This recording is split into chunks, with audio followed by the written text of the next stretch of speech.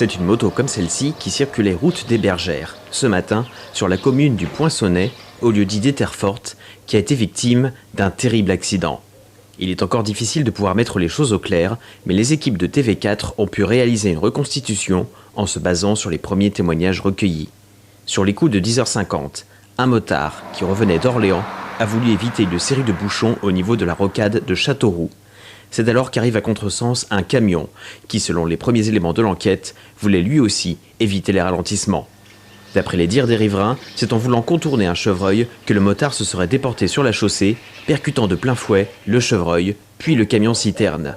Par manque de chance, le poids lourd appartenait à une compagnie pétrolière et acheminait du GPL, du gaz de pétrole liquéfié, un carburant très sûr et très fiable, mais qui malheureusement a fait exploser la citerne au moment de l'impact. Nous avons pu nous procurer un document amateur qui montre dans le lointain la fumée provenant du camion. Une odeur âcre et tenace se dégageait, puis une fumée très dense a recouvert tout le secteur. Se sont ensuite succédés de la fumée blanche et de la fumée noire qui se sont mélangées en une fumée grise. Il est pour l'heure encore difficile de déterminer si un nouveau pape a été élu ou non. Le motard, quant à lui, a été éjecté de son véhicule et a terminé sa course dans le puits avant d'être vraisemblablement dévoré par des piranhas. Un cultivateur du coin, qui a voulu jouer les héros en tentant de secourir l'accidenté, a lui aussi été dévoré par les piranhas qui pullulent au fond du puits.